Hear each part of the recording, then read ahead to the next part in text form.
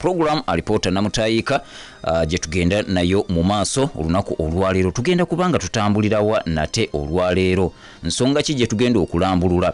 Ensonga gye tugenda okulambulula bangi mubadde mukyagimbuuza n'okutuusa olunaku olwaleero nga mwagala mbaggireyo ku bulambulukufu obw'ensonga eri wakati w'eggwanga erya Rwanda kw'oteeka n'eggwanga erya Democratic Republic of Congo. Nagyogerako luli naye mu kiseera ekyo Rwanda yali tenaba kubanga ate eteekateeka oba erangirira okuteekateeka okulumba eggwanga erya Congo. Baali bakyali awo mu accusations zokka. Congo egamba Rwanda nti oyina abayeekera b'owagira abanwanyisa, ne Rwanda egamba Congo nti oyina abayeekera b'owagira abanwanyisa abalwanyisa eggwanga lyange bwe kyali, nga tekinnaba kutuukamu kyakugulawo olutalo. Naye kati ekiriwo olunaku olwaleero nti buli omu kati ali mu kwetegekera munne. Congo eri mu kwetegekera Rwanda, ne Rwanda eri mu kwetegekera Congo, nti essaawa yonna olaba nti embeera eziriwo zooleka nti ababiri bano buli omu yeetegekedde munne era essaawa yonna bajja kuba bakubagana. Kati ng'ebibuuzo ekibuuzo kye mubadde musinga okumbuuza, lwaki Rwanda ne Congo baagala okubagana? Lwaki Rwanda ne Congo bagenda mu lutalo era baali bakubaganyeeko? Wali wabaddewo ko olutalo wakati wa Rwanda ne Congo? Rwanda yali erumbyeko ku Congo oba Congo okulumba Rwanda? Yo nga yo ebyo ebibuuzo bye mubadde mumbuuza olw'okubeera nti ebiseera ebisinga mu mbeera wano mu programu zino endala ze tukola mu wiiki yonna tuba tutunuulira ensonga nnyingi. Tutunuulira eno n'eno ebyolutalo ebyaki n'ebirala ebiringa ebyo.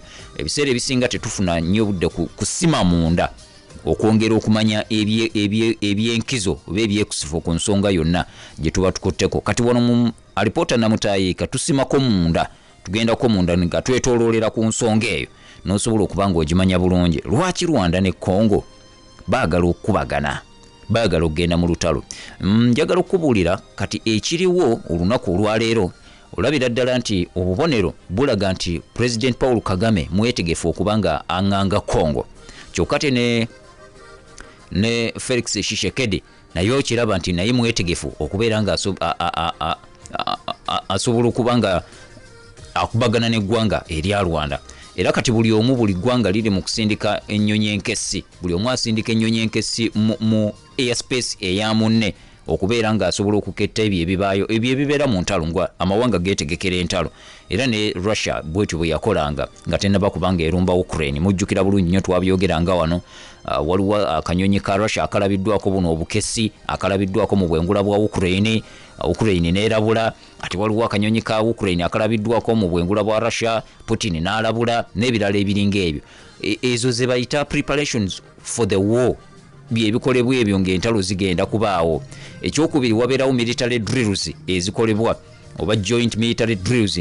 Osobola okutandika okukola okw'amagye okwegezaamu kusobola okuba nga kwa ggwanga ddyo nga ddyo oba ne lyegatta n'amawanga amalala. Just like bw'olaba ekigenda mu maaso wali mu bitundu ebya Korean Peninsula nga bwe nakutegeeza mu wiiki eno nti nayo ebiriyo byoleka lutalo nti lwe lugenda okubalukawo. Joint military drills South Korea zeri mu kukola n'eggwanga erya America ezaleetedde president w'eggwanga erya North Korea Kim Jong-un okuvaayo n'alabula nti ajja kuba South Korea nuclear singa terekera okukola military drills ezo oba military exercises eziri joint n'eggwanga liri erya America. Kyokka ate America mu kifo ky'okusiriikiriza eyayongeddeyo na bwongezi byakulwanyisa kw'oteeka n'amagye mu bitundu ebyo bya Korean Peninsula. Sinnaba kulaba kwanukula kwa Kim Jong-un kwe yakoze okuva America lwe yayongeddeyo amagye wali mu bitundu ebya Korean Peninsula. Naye nga nkikakasa nti wenaatuukira olunaku olw'enkyajja kuba ina statement endala gy'afulumizza oba nga ina kyakozewo sinakindi n'okugezesa ate missiles ez'omutawaana ennyo. Kakati ebyo nambadde nkulaga nti nga bw'olaba bwe biriwo nti Rwanda byekola ne Congo byekola nagali amawanga olwaleero sofa gali mu ntalo bye gabadde gakola oba bye gasooka okukola bwabanga waliwo olutalo luno olugenda ate okuba nga lubalukawo. N'olwekyo ensonga eno tetulina kugitwala mu ngeri ya lusaago, tetulina gitwala mu ngeri ya koma obukomi kubanga tulabyeko historically ng'amawanga gano gakubaganako. Obutakkanya bw'eggwanga erya Rwanda sijja kutwala nnyo emabega katusooke tutandikireko okumpimpi we tuyinza okuba nga tujjukira obulungi ennyo awajja okutuyamba okuba nga ate buli ensonga zino tutambula mu ngeri y'okuzimanya mu ngeri ey'okuzimanya obulungi ddala. Katutandikire wano mu myaka gy'ekyenda, mujjukire bulungi nnyo, tutandikire ndowooza mu myaka egy'ekyenda awo, obutakkanya buno okusobola okumanya bwavaawa era bwasibukawa, kiki kireeseewo Rwanda ne DRC okubeera ng'ekyamazima tebakyakwatagana, baagala buli omu ayagala kugajambula munne. Bano batandikira ddala okutandika okuubagana, kubanga okuva emabega baali bakolagana, naye batandika obukuubagano obw'amaanyi ennyo butandikira wano mu biseera bya abantu ekyali mu ggwanga erya Rwanda, the 1994 Rwandan genocide. Jjukira bulungi nti mu biseera ebyo genocide eno yabeererawo, abantu abasinga okuttibwa baali batuusi, era bagamba okusinziira ku muwendo abagezaako okunoonyereza abatuusi abali mu mitwalo 80 n'okusoba, wakati w'emitwalo 80 n'akakadde kalamba n'okusoba be battibwa mu kittabantu ekyo ekyaliwo mu ggwanga erya Rwanda mu mwaka ogwa 1994.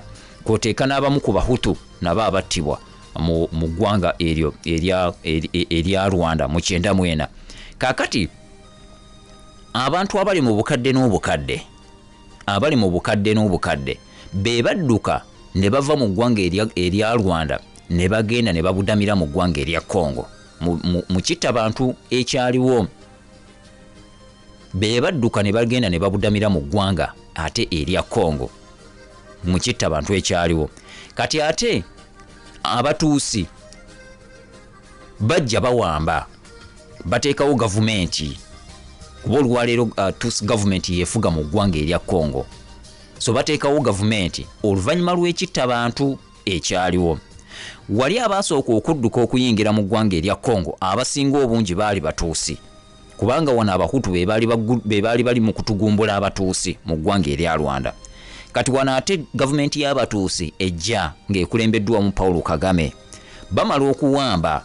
Kati Abahutu ne batya nti abatuusi bano bayinza okubakolako revenge, kubanga ate be bali mu gavumenti. Kati bangi ne batandika okudduka okuva mu ggwanga erya Rwanda, nabo ne bagenda ne babudamira mu bitundu ebya Eastern Congo gye babudamira. Bwe baamala okugenda mu, era ekibiina ky'amawanga amagatte kigamba okusinziira ku alipoota gye kyafulumya, kiraga nti ku banoonyi b'obubudamu abaava mu ggwanga erya Rwanda ne bagenda mu ggwanga erya Congo, ebitundu 17 ku buli 100, ebitundu 17 ku buli 100 beba abeetaba mu kittabantu, oba beba abaali boyinza okuyita mu luzungu tukiyita perpetrators of the genocide, abo abaali ku sayidi ey'ekittabantu mu ggwanga erya Rwanda, kati ababudamidde mu ggwanga erya Congo naddala mu Eastern Congo. Era bano be bamu bowulira be baayitanga ba Interahamwe oba Interahamwe, abamu babayita ba Interahamwe, abalala babayita ba Interahamwe.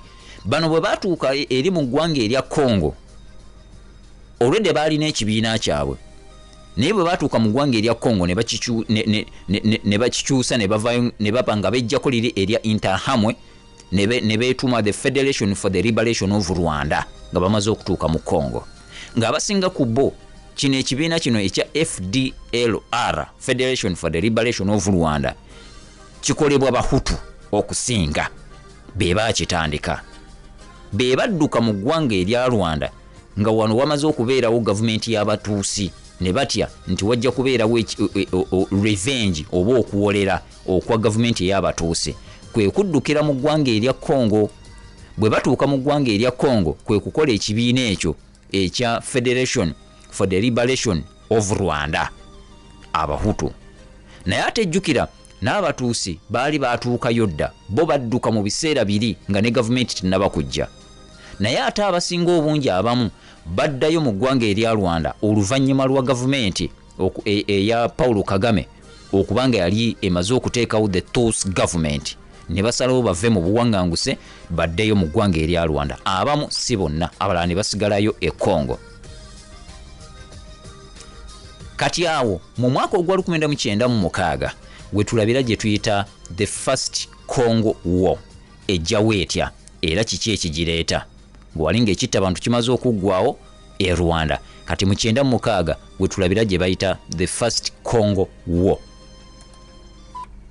Ono ku 107 akatonyeze mwenda Paul FM ekula ly'omuntu wa bulijjo nze muzzukulu wa Mugema Katumba Gerard program alipoota namutayika tutunuulira ensonga ey'eggwanga erya DRC kwoteeka n'eggwanga lino erya Rwanda amawanga gano okubeera nga gaagala okugenda mu lutalo oba gaagala okukubagana mubambuuzizza nti ddala kisoboka amawanga gano okgendako mu lutalo ne gakubagana tugenda kukiraba. Njagala okuba nga nkujjukiza bannaffe aba Uma Consults and Contractors Limited bano bakafulu mu kutunda wamu n'okugula ettaka mu bitundu by'eggwanga eby'enjawulo kaakati bali bakuleetedde ekipya bali mu kuteekateeka ebyalo eby'abasiraamu mu ggwanga erya Uganda. Uma Consults and Contractors bakugamba nti kati basaba okuludde ekipya kye batumye Islamic Estate ng'eno etuumiddwa Mutungo Butabika Kanani Islamic Estate. Estate eno eri Mutungo Butabika Nakawa Division wano mu Kampala ng'eri kumpi ne Royal Plum Estate. Balinamu ettaka okuva 40 ku 5 n'okudda waggulu 5 ku 10 10 ku 10 n'okweyongerayo. Estate erimu omuzikiti, erimu supermarket, erimu Islamic schools, erimu eddwaliro, amakubo meerule bulungi nnyo. Ettaka lino litundibwa ku bbeeyi nnungi ddala.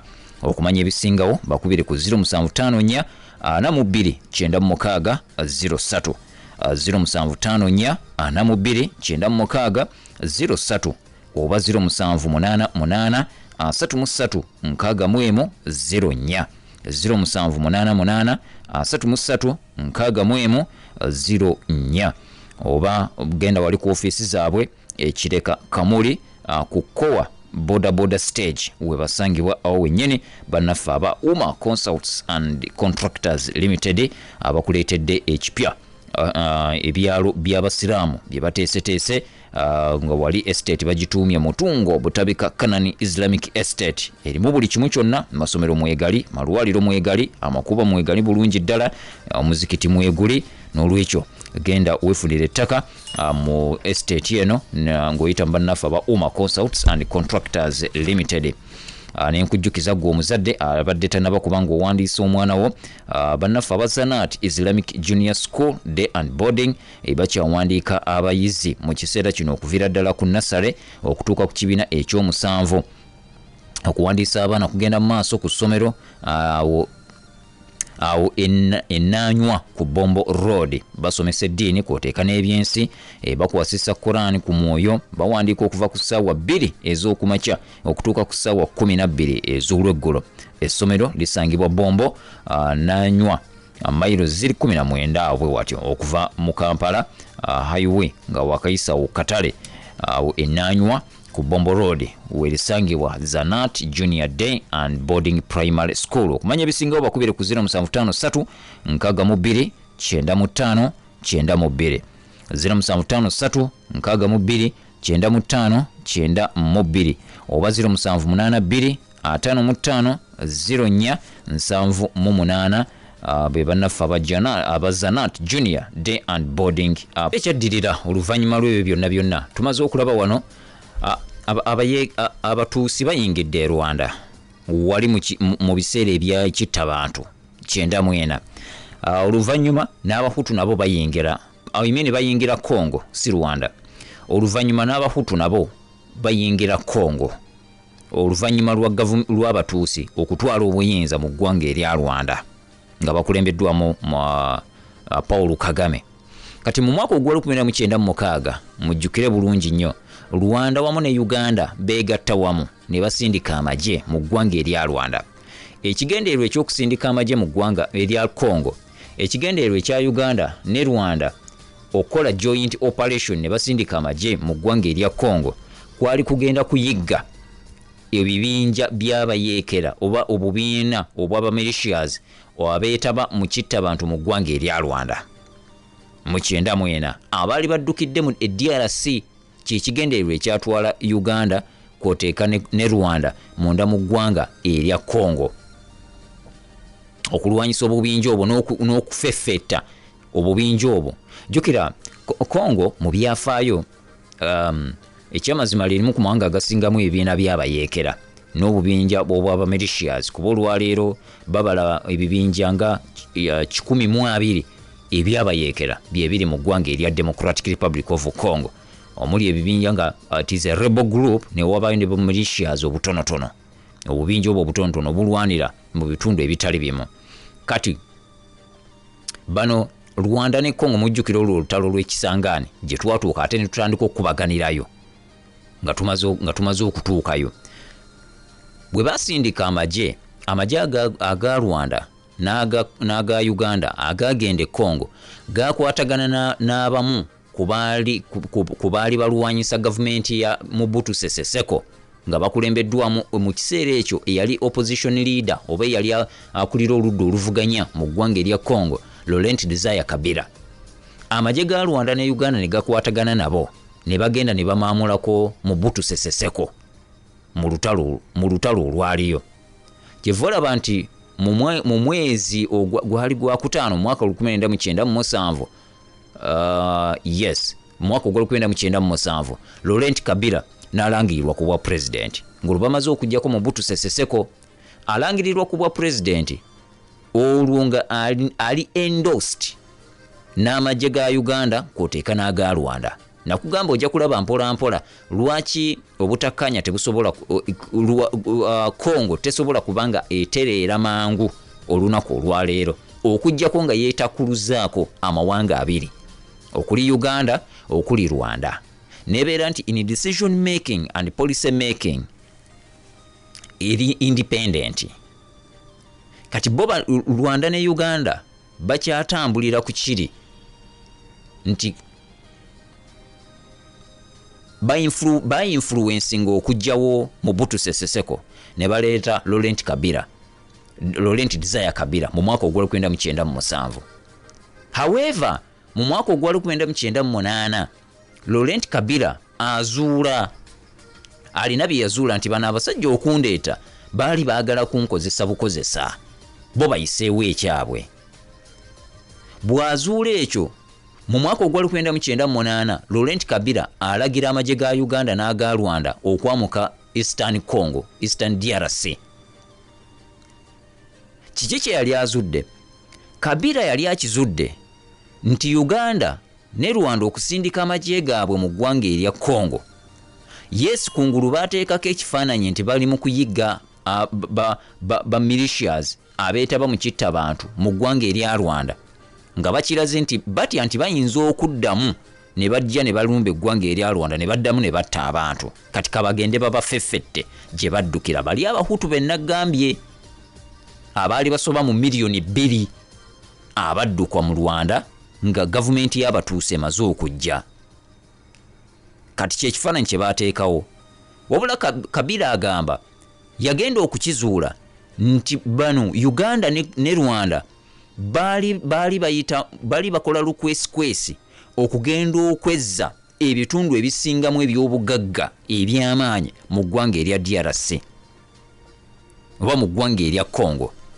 Era yakola statement n'agamba, I have ordered Ugandan and Rwandan forces to leave Eastern DRC fearing annexation of the mineral-rich territory by the two regional powers. Nti ndagidde amagye ga Uganda ne Rwanda gaamuke Eastern DRC mu bwangu. Nina okutya nti bano balina ekigendererwa kyabwe kyakugenda kwefunza ebitundu ebisingamu eby'obugagga mu ggwanga erya DRC. Batandika obicontrollinga, batandika okubba n'okunyagulula eby'obugagga ebitali mu nsi yaabwe. Bano tebajja kulwanyisa bayeekera, tebajja kunoonya bano ba perpetrators of the Rwandan genocide. Ekigendererwa kyabwe ekyabaleeta bajja kwefunza bitundu birimu bya bugagga batandika okuba nga babinyagulula mu mbeera efaananako bw'etyo. Bw'atyo Laurent Kabila n'abalagira mwamuke. Jjukira wano mu 97 be bamuleese nga bamuleese waabwe, amala okutuula mu ntebe azuula n'amanya nti bano ekigendererwa kyabwe si kyakutebenkeza Congo kubanga baali baagala bajjeko Mobutu Sese Seko balabeke nti bateekawo Congo empya era ojjukira nti awo weefuukira ne Congo ne bagijja eri mu linnya erya Zaire Mobutu Sese Seko we yali ng'akyali mu buyenza. Kabila yagenda okulaba nga tasobola kumalako nga amagye ga Uganda gali mu Congo n'aga Rwanda gali mu Congo. Abalagidde baveeyo naye n'okutuusa olunaku olwaleero bakyaliyo. Kabila kye yakola kwe kugenda n'akwatagana n'amawanga okuli Angola, okuli Zimbabwe, ne bamuwa amagye ne gagenda mu ggwanga erya Congo okumukuuma n'okutangira amagye ga Uganda ne Rwanda okusobola okugenda ate beefunza ebifo ebitundu ebya Eastern DRC ebirimu ebyobugagga ebisinga obungi munda mu ggwanga eryo. Jjukira amagye ga Uganda gamaze okukubagana n'amagye ga Rwanda, bakubaganidde ewa muliraanwa gye bagenze okulwanirira emirembe n'okufeffetta abo abateeberezebwa okubeera nti beetaba mu kittabantu ekyali mu ggwanga erya Rwanda, ne bagenda ate ne bakubaganirayo. Kabila waazuukukira n'agamba ekitegeeza abantu bano balina ebintu byabwe bye bagoba, lwaki balwanira eno ate nga bonna bazze bajjidde ku ludda lumu naye ate batuuse eno batandise okulwanirayo, ekitegeeza waliwo ebibalwanya bya bugagga bye bibalwanya. Era okulwanagana okwaliyo mu ggwanga lino erya DRC mu biseera ebyo, actually okulwanagana kuno waliwo abawandiisaamu abaakutwalanga the Africa's World War, kubanga kwalimu amawanga 9 gonna nga gali mu kulwanira ku ttaka eritali lyago mu ggwanga lya DRC. Uganda nga gyeri erwanirayo, Rwanda nga gyeri erwanirayo, Angola gyeri erwanirayo, Zimbabwe nga gyeri erwanirayo, Burundi nayo nga gyeri erwanirayo, Mozambique nayo yasindika y'amagye nga nayo gyeri erwana, Congo Brazzaville nga nayo gyeri eri mu kulwana, gwanga kyeddala eryaliyo Kenya teyaliyo, ne Tanzania teyaliyo, ne Equatorial Guinea actually nayo nga gyeri ng'eri mu kulwana, waziti Gabon, ku Gabon ne Guinea erabika yali Gabon nayo nga gyeri. Amawanga 9 gonna nga gali Congo gali mu kubagana, gali mu kulwanagana. Kyevola nti abawandisaamu bagitwala the Africa's World War ng'erimu amawanga 9 gonna gali mu kulwanagana, galwanira ku ggwanga eritali lyago ery'e Congo.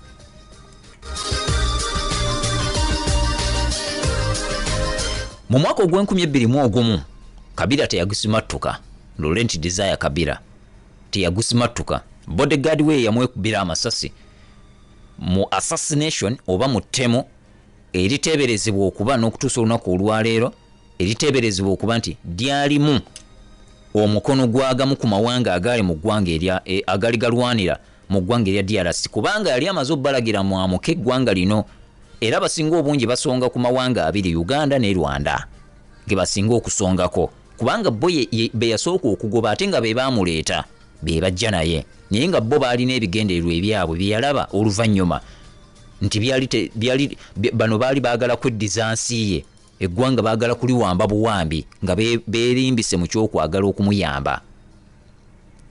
Bwe bamala okutta Laurent Kabila mu mwaka ogw'2021 ne baleeta mutabani we Joseph Kabila, jjukira yali tabeerangako mu byabufuzi, yali mwana muto, myaka 29, y'omu ku bapulezidenti ababaddeko bapulezidenti nga muto, myaka 29 gye yalina mu kiseera ekyo waafuukira pulezidenti. Kabila Joseph mutabani wa Laurent Kabila, olwo ye Laurent Kabila bamaze omujjawo.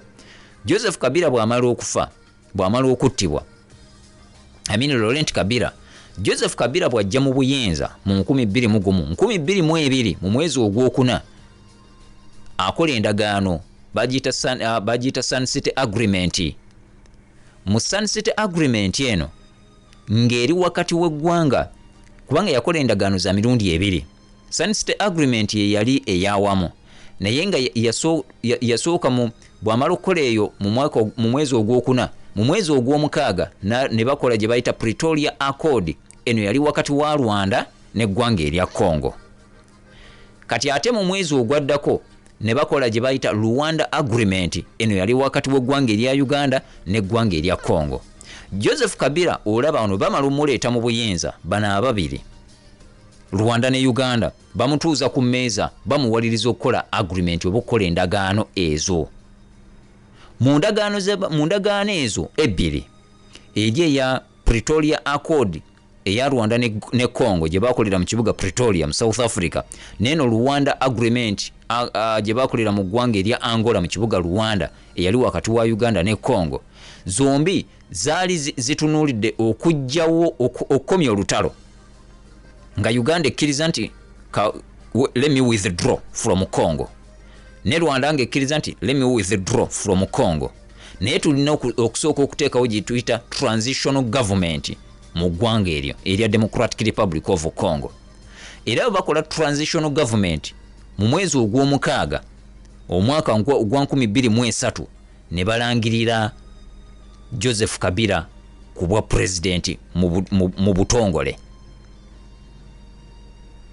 ng'ayagenda okukulira transitional government eyo naye bamaze omukozesa endagaano ezikomya olutalo kyokka mu ndagaano ze baakola baamuzizika akakodyo nti amagye ga Rwanda tegagenda kuva Congo n'aga Uganda tegagenda kuva Congo naye olutalo kalukome okulwanagana kakukome naye nga tujja kusigalayo okukuuma transitional government eno gye baali bataddewo. Ekyokubiri, Joseph Kabila olw'okuba yali mulenzi muto teyatunuulira kino kitaawe kye yali alabye kuba ye kitaawe yali amaze okulengera nti amagye ga Rwanda ne Uganda baagala kufuna dominance mu Eastern DRC ate nga bye bitundu ebisingamu eby'obugagga bye birimu gold, bye birimu copper, bye birimu embaawo, bye birimu ekyobugagga ekimeddwa nga tungsten, bye birimu cobalt. Buli kya bugagga kyonna ekifuula Congo nti ngagga kiri mu bitundu ebyo bya Eastern DRC. Kyokka bano gye basimbye amakanda n'okulwanirayo baalwanirayo kiki kye baali balwanira. Oli ye kitaawe kye yali amaze okulaba kati bwe bagenda mu ndagaano zino zonna ze baakola eye Pretoria n'eye Rwanda tebaateekamu kawaayiro konna akaga nti Uganda ne DRC muve mu bitundu bya Eastern Congo. Teyakirengererawo nti bano lwaki baagala okusigala mu Congo. Kitaawe kye yali alabye ye statement eri gye yakola n'agamba fearing annexation of the mineral rich territory by the two regional powers. Actually statement ye yamuttisa okusinziira ku batunuulizi n'abanoonyereza kubanga alipoota ye tefulumanga ey'okutta entongole ne mutabani we avudde ku buyinza nga tafulumiza alipoota entuufu ekwata ku kuttibwa kwa kitaawe nti gundi ye yamutta oba twamukwata oba ono ye yakola bw'ati oba kino kye kyamuttisa oba baali babbi oba bwali butemu obwa bulijjo naye atuuse kuvaako nga tagiina naye statement eyo gye yakola eyo ye yamuleetera akabasa kuba amala ogikola bw'ati omwaka ogwaddako mu 98 amaze okubalagira muve mu ggwanga lya DRC omwaka mu 2021 teyalusimatuka 22 teyamutuukamu. Joseph Kabila mu mwaka ogwa 2026 akomekkereza transitional government oba government ey'ekiseera. Bano baasigala mu DRC oba amagye ga Uganda ne Congo gaasigala mu DRC ono disguise nti gali mu kuuma transitional government ey'omwana ono omuto gwe baali baleese mu buyinza.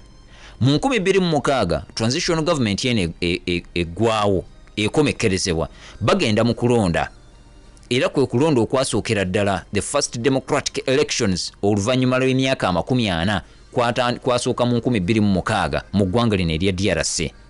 Joseph Kabila akuwangula addamu awangula okulonda okwo okwaliko yalina okuwangula lwaki nti oba oliawo yali ayina engeri gy'akyazannya obulungi empiki y'abano abaamuleeta.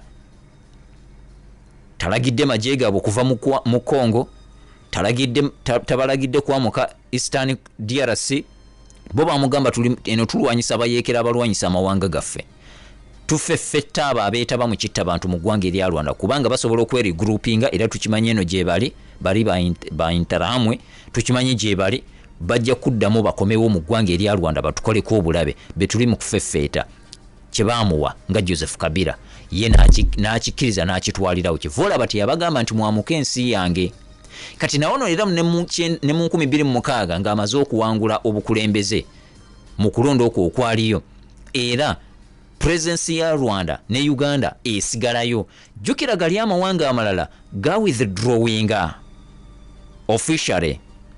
Angola, Zimbabwe n'abalala basigazayo obusigaza bakuuma ddembe abamu nibo ba withdrawinga interest yaabwe mu ggwanga erya DRC ne mu ggwanga erya DRC. Kyokka Uganda ne Rwanda yo neesigalayo ng'ekyalina dominance naddala mu bitundu ebya Eastern DRC. Tugendeddeko wali mu kuwummulako mbadde maze okuba nga nkulaga wali mu 2026 omusajja ono Joseph Kabila awangula okulonda okwaliyo okwategekebwa oluvannyuma lw'emyaka 40 mu ggwanga lino erya DRC. Baali tebalonda oluvannyuma lw'emyaka 4 nga tewabeerangayo kulonda okuviira ddala ku basajja bali ba Patrice Lumumba eyali Ssaabaminisita, ogende ku basajja ba Joseph Kasavubu eyali pulezidenti w'eggwanga eryo, gundi amalamu wambe Mobutu Sese Seko olwawamba n'alyoka avunnama mu ntebe okutuusiza ddala wali we baamugjawo mu mwaka gwa 1997 oluvannyuma ate lw'olutalo olwaliyo lwe baabikkula mu ggwanga eryo nga bakulembeddwamu Laurent Kabila eyattibwa ng'ali mu buyenza. Kati mu mwaka ogw'2028 ono omwana amala okulondebwa mu 2026 Joseph Kabila gwentegeeza mu 2028 akkiriza eggwanga erya DRC okubanga ate eggwanga erya Rwanda okukola gye bayita joint force. Amagye g'eggwanga erya DRC geegatta n'ag'eggwanga erya Rwanda ne gatandikawo ate ebikwekweto mu bitundu ebya North Kivu provinces okuyigga abayeekera bali be naggambyeko ab'ekibiina kiri be bagamba baali abayintarahamwe abadduka abahutu abo abadduka oluvannyuma lw'ekitta bantu ekyali mu ggwanga erya Rwanda aba Federation for the Liberation of Rwanda, nga Rwanda egamba nti baali basinzidda mu ggwanga erya DRC okwagala okuddamu okulumba eggwanga erya Rwanda. Yensonga lwaki bakola ate operation eyo eyali wakati wa Rwanda wamu n'eggwanga erya Congo. Kati awo Joseph Kabila atambula bulungi nnyo n'eggwanga erya Congo, naye jjukira n'amagye ga Uganda nga nago gyegali.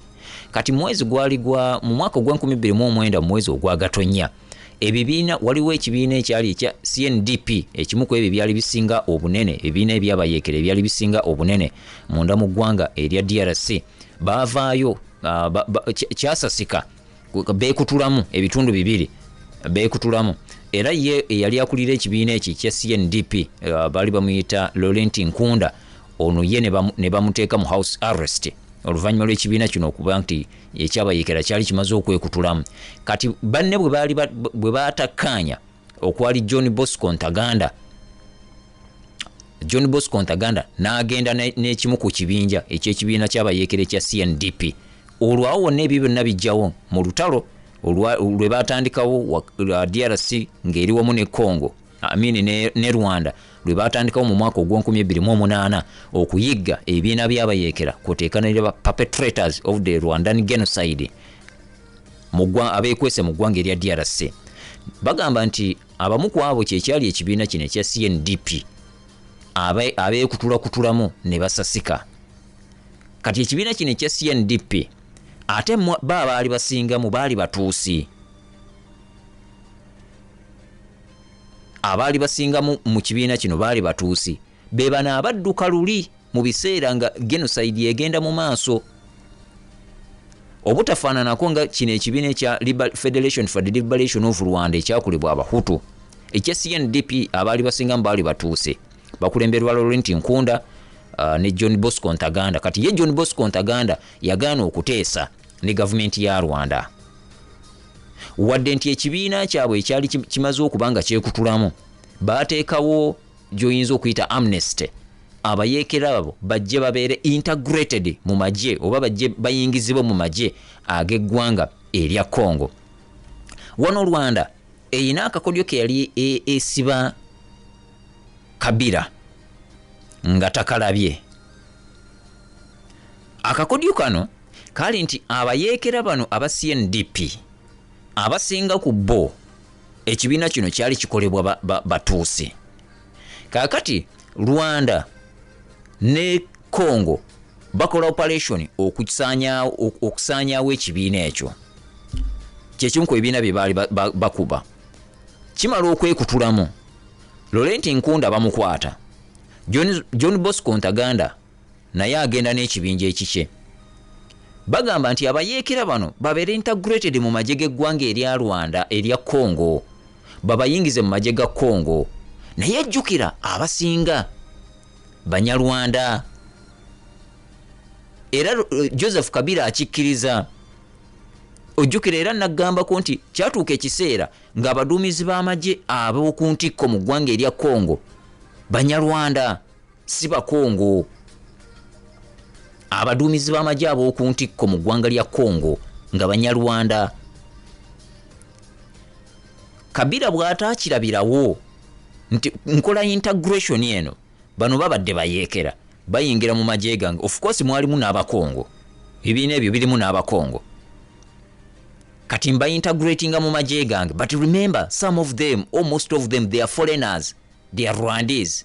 However much nti abamu nga baali bazaaliddwa mu Congo, waliwo abatuusi nga bazaaliddwa Congo, waliwo Abahutu nga bazaaliddwa Congo nga tebabeerangako mu ggwanga erya Rwanda, naye nga their origin is Rwanda, not Congo. They are Congolese. Bwe bagenda mu magye, bwe bamala okugenda mu magye, kati ye John Bosco Ntaganda bw'amala okugaana okubeera ng'abeera integrated mu magye g'eggwanga erya Congo, akola ekibiina ekikye. Waakolera ekibiina kino ekya M23 mu mwaka ogw'2012. Waakolera ekibiina ekyo ekya M23 mu mwaka ogw'2013. Pressure yamusukkako. John Bosco Ntaganda n'agenda ne yeewaayo eri mu kooti kugundiye ku kitebe ky'eggwanga erya America mu ggwanga erya Rwanda. Era kooti y'ensi yonna ne bamuhanding over mu kooti y'ensi yonna kubanga yali emaze okumuyisaako ebibaluwa byani amulabyeko. Bamugulako emisango gyali 13 bwe nzijjukira, gyali 13 egya kalintalo, counts of war crimes, ne bamugulako n'emisango emirala gyali 5 egikwata ku najjo gibalibwanga gya kalintalo, counts of crimes against humanity, ebikolobera ebikolebwa ku bantu mu biseera eby'entalo. Abamuvunaana kibiina kino ekya okusingira ddala eri mu CNDP nakino kye yali atandise okukola, kuba kino ekya M23 yali yakakitandikawo mu mwaka 2012. 2013 n'agenda ne yeewaayo.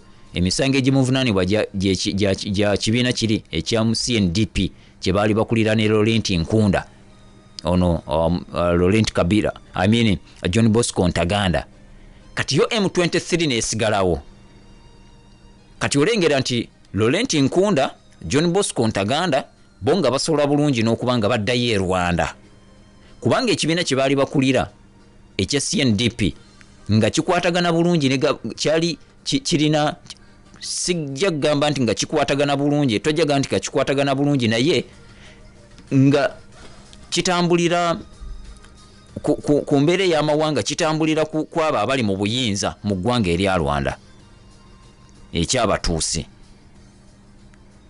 Kati bwe bamala okukola kino ekya M23 kiri ekya CNDP kimaze okusasika. Bwe kimala okusasika, bakwata abaali abalwanyi mu kibiina ekyo babateeka mu magye g'eggwanga erya Congo. Bamala okuba integrating mu magye g'eggwanga erya Congo, ye John Bosco Ntaganda avaayo agamba mbiganye, yeewaggula n'abamu ku balwanyi be bakola M23 March 23 2012 lwalangirira ekibiina ekyo. Amala okukola ekibiina ekyo mu 2013 John Bosco Ntaganda asarendalinga yeewaayo eri embassy ya America mu kibuga Kigali mu ggwanga erya Rwanda. bano ba M23 basigala beba kyaliyo n'okutuusa olunaku olwaleero. Gyensonga lwaki Congo egamba nti erumiriza Rwanda okubeera nti ye ewagira abayeekera bano aba M23 mu Eastern DRC emulumiriza olwaleero. Kati kiki awo onolaba nti Congo ng'etambula bulungi ne Rwanda kuba bakolagana bulungi nnyo. Kati kiki ekireeseewo embiranye? Lwaki Congo ate erina obusungu? Lwaki Rwanda efunye obusungu bungi nnyo ku Congo n'okwagala ogikuba?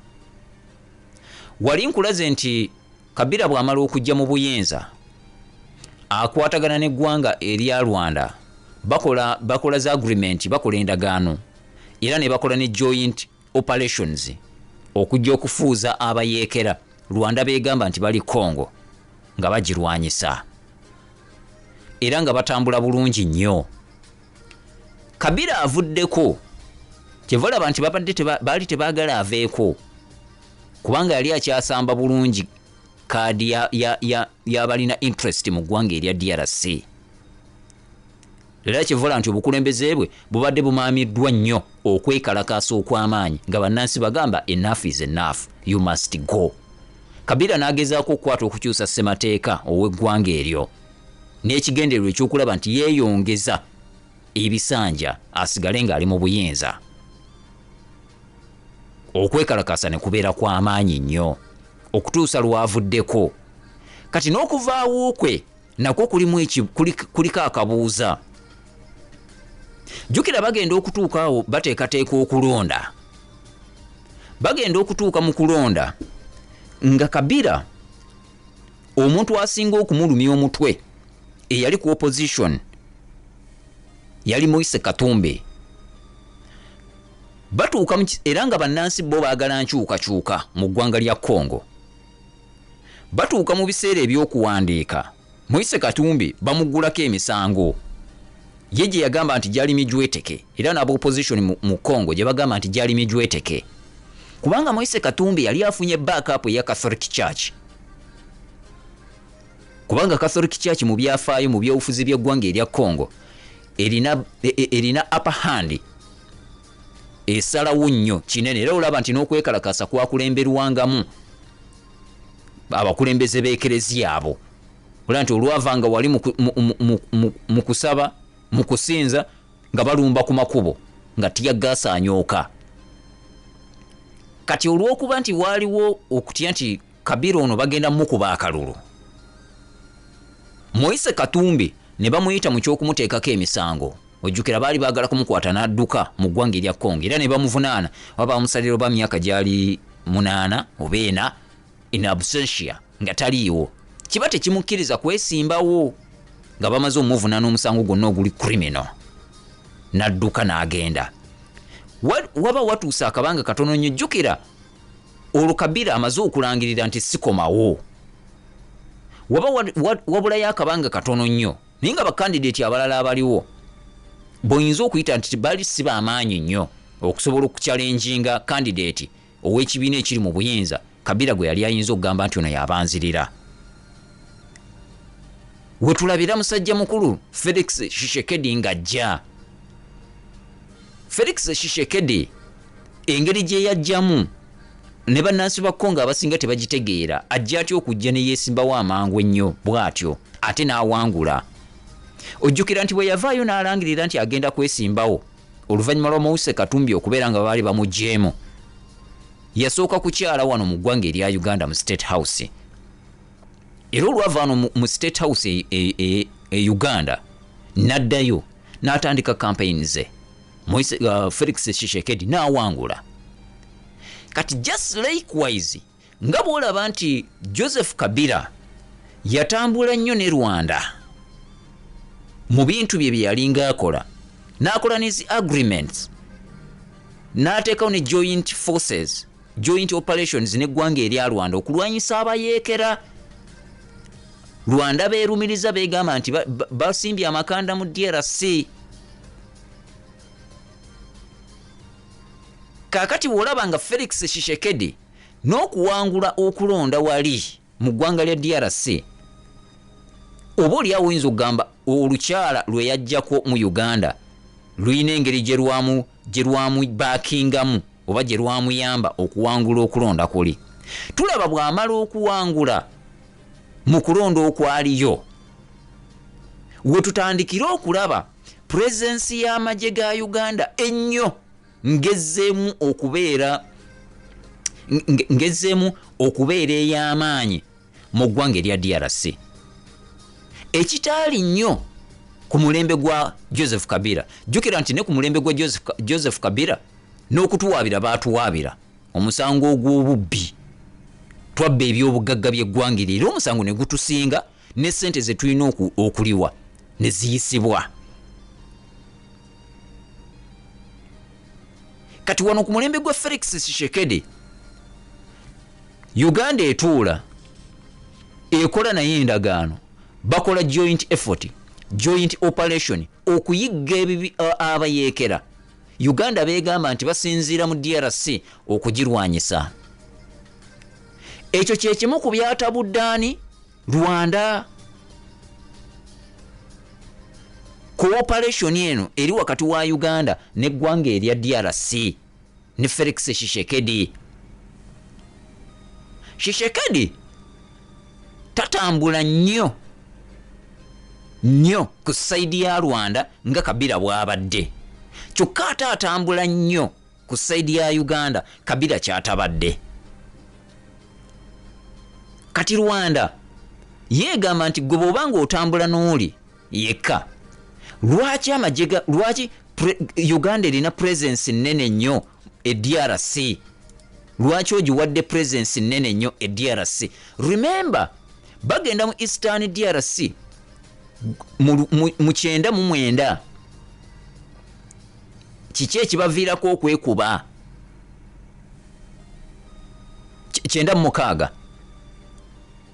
Kiki Laurent Kabila kiyabagamba lwaki ayagala baamuke eggwanga erya DRC ng'agamba Uganda ne Rwanda naga mutunuulidde bya bugagga byange bya ggwanga lyaffe, temuli mu kuyigga bayeekera, mutunuulidde bya bugagga byaffe. Bamujjawo baleeta Joseph Kabila. Joseph Kabila abeera ddiya nnyo eri Rwanda era batambula bonna. Jjukira buli omu alina interest mu ggwanga erya Congo nga interest yemu ku zo by'ebyobugagga. Kati ate ono Felix Tshisekedi azze ate ye ddiya nnyo sayidi eno. Kati ye Rwanda egamba gw'oba okkiriza Uganda neeyungula amagye gaayo neegayiwa mu ggwanga erya DRC ewuwo nga nange ninayo abayeekera abanwanyisa. Bano abasajja aba Interahamwe tebavangayo, aba Federation for the Liberation of Rwanda gye bali. Ekitegeeza mu bawagira. Olaba embiranyo wakati wa Congo ne Rwanda weeri. Olaba ekyongedde okuleeta tension. Ono agamba lwaki munywanyi wange gwe omusoosowazizza nnyo okubeera mu Congo. Yes, nange njagala nzizje nwanyise bayeekera abannumba. DRC egamba nti M23 ewagirwa Rwanda, kyokka ate M23 ekuba nze. Rwanda teyeegaana M23, tejeegaana. Naye ate egamba nti ninayo Federation for the Liberation of Rwanda abankuba, abajja okunkuba. Kati M23 nenyambako kubali kubanga bano batuusi bali bahutu. Congo egamba nti buli lwowagira abayeekera bano kitegeeza onjeekera. Rwanda egamba nti lwaki okkiriza yo Uganda ng'erina presence nnene nnyo mu ggwanga eryo e DRC, obawadde n'omukisa balina mu kuzimba nguudo n'ebirala. So kati eyo y'emu ku nsonga lwaki tension erinnya ennyo wakati wa DRC n'eggwanga lino erya Rwanda. Tshisekedi agamba Rwanda sigikiriza kuyingira mu DRC. Rwanda egamba njagala kuyingira kulwanyisa bayeekera abaagala okunnwanyisa. Tshisekedi agamba olwedde olinamu ekibiina ky'abayeekera ate ekinnwanyisa.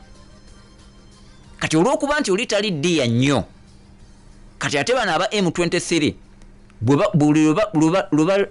lwe bagira omudumu tebagwolekeza Rwanda bagwolekeza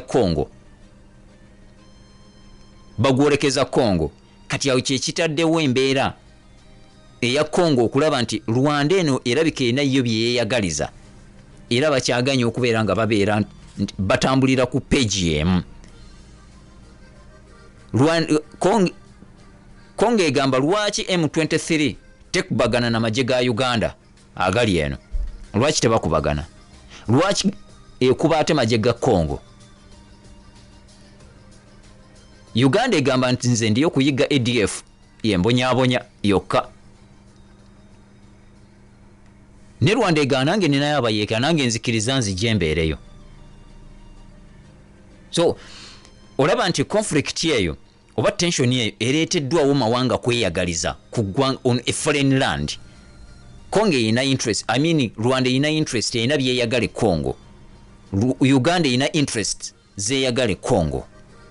Dominance eyo yereeseewo conflict okusingira ddala mu ggwanga lya Congo. Program Alipota namutayika tuli mu kutunuulira ku nsonga z'eggwanga lino erya DRC wamu n'eggwanga erya Rwanda kubanga zongedde okuleetawo okusika omuguwa okw'amaanyi ennyo wakati w'amawanga ago ate ne mu East Africa. Jjukira nti DRC yakamala okubeera nga eyingizibwa mu mukago guno ogwa East African Community ogugatta amawanga aga East Africa omuli eggwanga erya Rwanda, oli eggwanga erya Uganda ate n'eggwanga erya Kenya kwoteeka ne Tanzania. Kati DRC nayo yeegasseeko. Okuva DRC weyeegatta ennyo ku mukago guno, jjukira nti amu ku baasinga okubanga ate bayenda osinga oba bateekamu amaanyi okulaba nga DRC yeegatta ku mukago guno ye Uganda. Kati awo olaba ate kati DRC egenda mu kulonda bagenda mu kulonda mu 20 mu mwaka guno mwezi ogw'12 ng'ennaku z'omwezi 20 wagenda kubeerawo okulonda okwa president kwoteeka n'ababaka ba parliament mu ggwanga erya Democratic Republic of Congo. Kati olwaleero Felix Tshisekedi ayina okubanga abaako batunuulira beyeesigamako oba batambulirako abayinza okumuyamba okuddamu okuwangula okulonda kuno oba bayinza okumutunuulira bagamba nga balaba nti ayina okusigala nga yakulembera eggwanga eryo oluvannyuma lw'okubeera nti abeera atuukiriza ebigendererwa byabwe mu mbeera emu oba endala nti asigala akyakulembera eggwanga eno erya Congo. Y'ensonga lwaki nti ebintu ebimu olaba akola decision oba akola okusalawo ng'ayina baasanyusa ate ng'era ayina baalumya. Ayina balina okuba nga asanyusa wadde bali abalumya naye nti omuntu asobola okumuwandako eddusu kuba kati ye Tshisekedi kyekintu kyasinga okuba nga atunuulidde. Omuntu asobola okumukuumira asobola okuba nga afuna ekisanja ekyokubiri ye muntu gwasinga okuba nga atambula naye olunaku olwaleero. Oba olina ekibuuzo kyonna kyewandyetaaze okuba nga tumanya ku nsonga eno nja kuwaayo omukisa mu maaso awo obeere ng'okuba ku ssimu 079 17900 kw'ojja okuyita ku nsonga eno eya DRC. Kale biki ebirala ebireetedde DRC aba Rwanda okubeera ng'eyagala okugenda mu lutalo n'eggwanga lya Congo era ddala bano basobola okugenda mu lutalo? Kankomewo katono. Paul FM ekkula ly'omuntu wa bulijjo.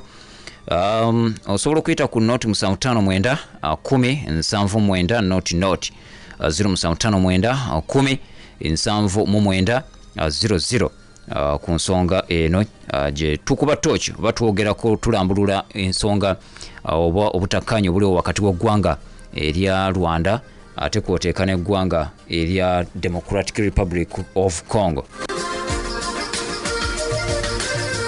Okay. Hello. Yes, sebo. Kale sebo. Amanya Kakoza Haruna Salama Rodi ewakulekana. Okay, Kakoza Haruna. Njagala okumanya lwaki Congo eyo basalamu ebitundu bibiri nabe basalamu Southern Sudan bajja mu Southern Sudan. Okay. Banga abagabyamulinga abo bamusi eyo abazungu bajja ne babawula mu bwawuzi babali kiri era ne babali kiri singa bawulamu ensiri ne babawo ekikungu ekyabwe okuti entalo zijja kuggwawo ssebo kale sebo era nga bonna bagamba nejjuze mabega kawera nabagamba nti tulinde tujja kulabako Congo eyokubiri anytime it will happen. Congo bajja gikutulamu bajja kutuuka ekiseera bagikutulemu lyerimu ku mawanga agasinga obunene nontono in Africa naye bw'otunuulira ne mu nsi yonna okutwaliza awamu Congo nsi nnene nnyo so naye bagamba okugikutulamu era kisigala kitambulira awo mu gundi y'emu so anytime era bajja gikutulamu kubanga kati abalwanagana eyo balina historical backgrounds bonna bw'otunuulira abanyamulenge kati bano abanyarwanda abayingiddeyo bangi kati bangi bayo bannansi baayo kati Congo abamu kye batakkiriza kibaga nti mumuli b'e Rwanda mulina kubanga muddayo ate nga bano baga ffe tuzaaliddwa wano tuli baawano wadde origini yaffe ey'e Rwanda naye nga tuli baawano kivala conflicts zikyalemeddeyo zikyaganidde but with the time naddala North Kivu eyo bajja gisala ku Congo. Hello kale sebo kale sebo ono ali munalwelo kayempembaga yesebo ali mukusooka emabega walinga Entebbe express bakatandika ogiggulawo bagisolooza batuwanga update nti buli mwezi basolooza ssente bwezi kakati twebuuza tugenda kumanya tutya nti ssente ze bakusolooza oluguudo zaggwayo kuba tebakyatuwa update yonna oba zaggwayo mukirawo lusafulya kuba batugamba nti bakusolooza lwakuba balutubanja si bwekiri tebakyatuwa update lwaggwayo oba kati kyafuuka kya munda nga bannansi tekikyetagisa tumanyeko ali munalwero kayempemboga kale oyinza okuddamu okutegeera update after the end of the contract baga myaka 4 mwaliwayo balusolooza emyaka 4 abachina balusolooza emyaka almost 40 years kuba be baluzimba baga mu kiseera ekyo awo ssente zaabwe zijja kuba ziweddeyo obaoli awo ze baateekamu oluvannyuma lw'emyaka egyo gyonna kati awo updates ezo oyinza okuddamu okuzifuna muganda wange. Hello wangi sebo nsibye bulungi sebo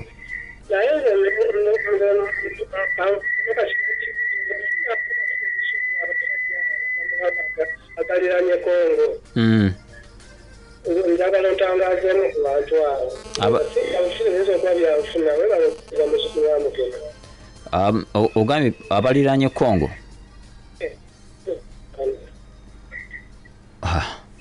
oyinza okinzirira mu katono bambi mbadde nkugamba Konza Uganda ne Rwanda loza si byanfuna si bwe basoma abantu balemedde mu Congo. Okay. Kale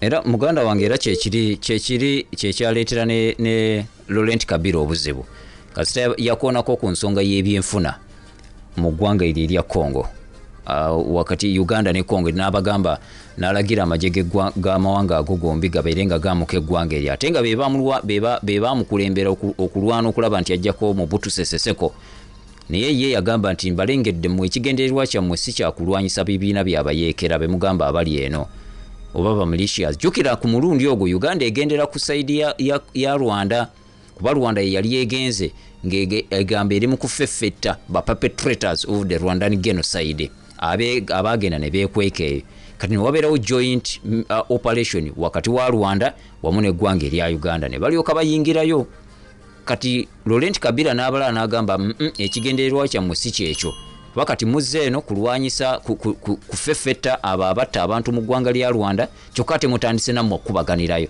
ekitegeeza waliwo ebibalwanya bya bugagga bye bibalwanya muzze kubba nsi yange mwamuke ate Laurent Kabila yamalako omwaka ng'amaze okukola statement yayo nattibwa ne balyoka baleeta mutabani we emyaka 29 Joseph Kabila n'abeera mu ntebe mpaka juzi wano waavuddemu kwe kuleeta Felix Tshisekedi kati Felix Tshisekedi alimu eddoboozi ng'erya Laurent Kabila alirinamu kino sijja kikkiriza kiri sijja kikkiriza kino saagala kino saagala kati yensonga eri awo. Kati Rwanda egamba Uganda ngeri nnyo president e Congo, nange njagala mbere president nga yo kubanze ninayo n'abantu bange gye bali. Ate ye Felix Tshisekedi kyatakkiriza. Kati Rwanda egamba ngenda kukuba bukubi. Hello. Yes sebo. Kale sebo. Kakati mbadde mboza. Felix tuyafuna kuzibu mukwesimbayo. Okay. Oh. Neyanza. Felix Tshisekedi alina okusoomozebwa kunene nnyo mu kulonda kuno okujja. Alina okusalawo wa atambulira kubanga awali challenge gyalina yino nti bannansi bonga bannansi bali ku side egamba nti M23 yamuke eggwanga erya Congo. Kati alina okutambulira ku ddoboozi ery'abannansi kubanga bwe bagenda okumulonda. But however, jukira amawanga gano abiri Rwanda ne Uganda galina influence nene nnyo ku ani abeera mu ntebe mu ggwanga erya Congo. Kati alina okusalawo naga nti ntambulire ku influence Rwanda gye isobola okukolawo nsigale mu buyinza, oba ntambulire ku influence ey'abannansi abannonda kikye baagala nkwate embeere against ne invasion of Rwanda, invasion of Congo by Rwanda. Bannansi babeere kuba bannansi bayimiridde ku ddoboozi ligamba Rwanda tetwagala yewagira M23, twagala M23 eve wano egende ly'eddoboozi bannansi libagamba. Kaakati Rwanda egamba tukkirize tujje tuddemu tuyingire mu ggwanga erya Congo. Oba oliawo esobola omuwa influence emubeeza mu ntebe mu kulonda okujja. Ekyokubiri alina okulaba nti alina either okusanyusa bombi Uganda ne Rwanda okubeera ku saidi yaabwe basobole mu backing up abeere mu ntebe kubanga oba oliawo era backup yali nene nnyo Felix okujja mu ntebe. Oba okusanyusa omu ku bo omulala n'amusacrificinga naga akantambule ne Uganda ejja kusigala ng'embaakinga mbeere mu buyinza kubanga amawanga agamu mugamanyi bulungi nnyo ti ne baba bakuwangudde gasobola okusigaza mu buyinza nga ne baba bakuwangudde bayita mu nkola nnyingi ez'enjawulo. So Tshisekedi alina okusomoosebwa kunene lwakuba sinnalaba Moise Katumbi ng'akomawo yasobola okushaking up Tshisekedi naye bino ebisango bye baamuteekako ebyo bikyamulya. Ye muntu nja kwongera okunoonya ndabe kati ani vibrant opposition leader ayinza okushaking up Tshisekedi. Kati ate gundi Rwanda gweyinza okuyitayo n'emusembeza nejjukire no Tshisekedi naye asigala akyali dia wa Uganda. Kati olengera bwe tugenda okuddayo mu conflict ya 9 eri olaba tuddayo eri mu conflict ya Kisangani Uganda ng'etunudde eri ne Rwanda etunudde eri abagenda nga batunudde wamu. So kati awo DRC oga nti egenda kutebenkera lwaleero kikyali kizibu nnyo okusomozebwa kukyali kunene. So Tshisekedi alina okusomozebwa kunene nnyo mu kwesimbawo kuno mu kulonda kuno okuteekebwateekebwa ate mu ggwanga lino erya DRC. Okay, okyali ku 17 akatonyeze mwenda Paul FM ekkula ly'omuntu wa bulijjo nze muzzukulu wa Mugema Katumba Gerard program alipoota namutayiika tukuba tooki n'okutunulira ensonga y'eggwanga erya Congo. Hello. Hello? Yes sebo. Mukulu Katumba akulamusiza sebo. Kali sebo. Wanya lugolo bisadati okuva ekawempe ku 5. Lugolo bisadati ekawempe ku 5. Kati nze mbooza nga Uganda kale tugenze mu nsi nnyingi nga tutereezaayo emirembe naye ekigendererwa kyaffe kiba tulaba ensi zetu tugenda tutereeza ensi twagenda e Somalia tugenda e Southern Sudan naate ogenda okulaba ng'ensi nga Kenya nga te zezifunyemu kubanze nga Uganda twandigenze tukongo ne tumanya nti tubaweddwa tutereezezaayo oba tuzimbeyo enguudo nga naffe bannayuganda tusobola okufunayo emirimu eba tukoka ba contract oba zakola nguudo nga kampani eza wano mu Uganda basobola zirowoozaako n'ebintu ebirala niffe tunaabirangawo obuliisi tugenda kutereeza mirembe nga balaba bwe bafunamu. Okay. Okay, nianza Lugolo Bisadat, Kawempe Kotan. That's a very, very nice observation. That's a good one. Buli muntu yena oboli yakiyandirozeza. Ekimu ku bye tufunamu ebigendererwa byaffe ebimu ku byo okugenda okola foreign interventions ezo mu mawanga agenjawulo ebigendererwa byaffe ekisooka ziba ssente. Kati nga bw'olaba Somalia nti ekibiina ky'amawanga amagatte kitusasula buli mujaasi kimusasula ssente ate nga buli mujaasi balina era percentage balina dola ze bamutemako ku musaala ogumuweebwa nga bali eyo. Kati Uganda eba efunamu ssente ezikola ki eziwera ssente nnyingi mu ekyo ye weetunuulira awo ekyo etunuulira kyabyanfuna in that angle oba in that category. However amawanga amalala gatunuulira in the long term benefit nti bo ne baba tebasindise magye kugenda Somalia naye Somalia bw'emala okutebenkera bo balina kye batunuulidde tulina okurebuildinga eggwanga eryo ffe katugende tukwata ezi contracts the likes of Kenya bwekola kyevola abantu togiraba mu conflict zones nnyingi. Ruto yatandise okwagala okweyingiza mu byentalo bw'asindisa amagye Congo naye bali abavuddeko nga bo babeera eno off hand bo ne balinda ekiseera wali wawe ba benefitingira obulungi ti neggwanga likubiddwa nnyo lyetaaga okurebuildinga ffe tuvuddeyo mutuwe contracts ne batandika kukwata contracts because that is a long term benefit. Kakati eggwanga liri bweti ne bweti beetaaga abantu abakozi beetaaga emirimu nga bannakenya bagenda babasindika Batanzania nga babasindika nga bagenda bakola emirimu. That's a long term benefit. Kati nga bwoga nti bwe tugende Congo ne tugitebenkeza neetebenkera butubanga oba kuzimba nguudo oba kukwata zi contracts bannayuganda bagende bakole emirimu mu ndagaano ezikolebwa wabeerewo that percentage nti abantu bange obakkiriza bajje babeere nga they are employed here bagende wabeerewo passage eri free ey'ebyobusuubuzi n'ebirala ebiringa eyo n'ebiseera ebisinga ffe tutunulira ssente zino ze tujjayo zino ezisookerwako ezo entonotono.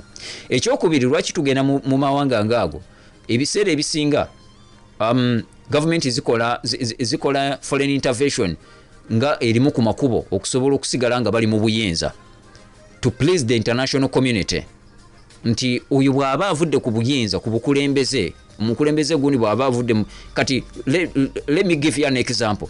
Kati amawanga olaba bulijjo wano America bwe praising President Museveni nti akoze kinene nnyo for regional peace okulwanirira emirembe mu region kuba bamulaba agenze Somalia agenze Central African Republic agenze Congo agenze wonna amagye gagenzeeyo okulwanirira emirembe n'ebirala ebiringa eyo. Kati mu maaso aga international community ebeemulabanga omulwanirizi w'emirembe. However nga bw'otunuulira ate era abagenda okulwanirira emirembe ate be bagitabangula ebiseera ebisinga nti their presence eyongera kutabangula mirembe.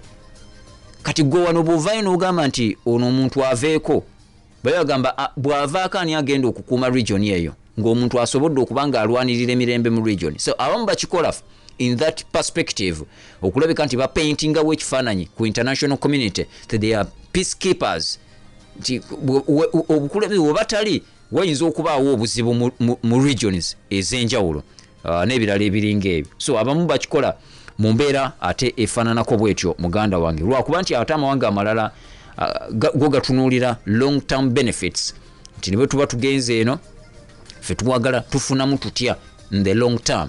Evolaba nti omuchina tajja wano n'akukozesa ndagaano ya myaka 5 nedda atandikira mu myaka 4 myaka 3 myaka 5 myaka ameka n'akukozesa endagaano efaanana kubanga ye atunulira long term benefits. Wanalaba nti olwaliro kyagenda okufunamu kitono nnyo ku ekyo kyajja okufunamu mu maaso eyo mu mbeera efaananako bwetyo.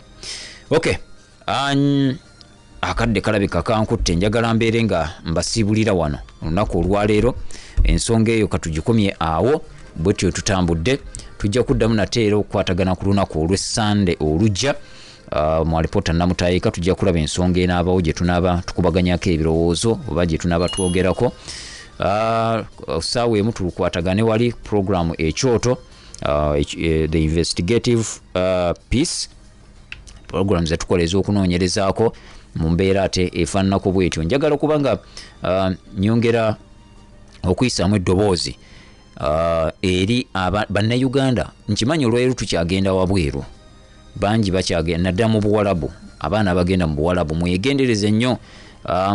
Kampuni ezimu zitandiseewo enkola ey'okubeera nti bakutwala ebweru, kale ate okutuusa eri ebweru n'oba nga ssente ez'omusalo gukusasula ozisindikira bo, ne batandika ozikozesaamu emirimu gyabwe. Ogenda okuwagala okuzifuna ne balyoka bazikuwa mu butundutundu, olunsi n'okutandika okubuzaabuza, olunsi n'okugamba nti tugenda kuzimbiramu kino. Batandise okukozesa embeera ey'okubeera nti waliwo abamu abateesiga bantu baabwe nti bwagenda ebweru bwaweereza ssente eno abantu be bazikolamu birala, tebazikolamu byabeera ayagala oba byabeera abatumye. Kati kampuni zitwala that advantage okuexploitinga ate abaana bezitwala mu mawanga ago ag'ebweru. Ye investigative gye mu kubbinkana naye olunaku olwaleero ey'omwana eyagenda e Saudi Arabia mu kampuni emu eya Golden Arm Limited, ate sente abadde aziweereza Kadaama ali mu kiyumba waaweereza $2,200,000 aba atobye, naye kampuni eganye okumuddiza sente.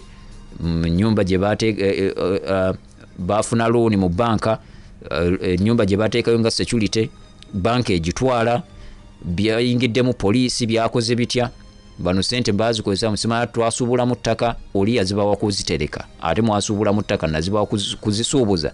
So bangi abagwa mu kitimba ekifaananako bwe kityo. Mwegendereze nnyo embeera efaananako bwetyo. Saawa emu ngiteeketeeke nja kugibaleetera mbalagewo otutuuse ne investigative eyo.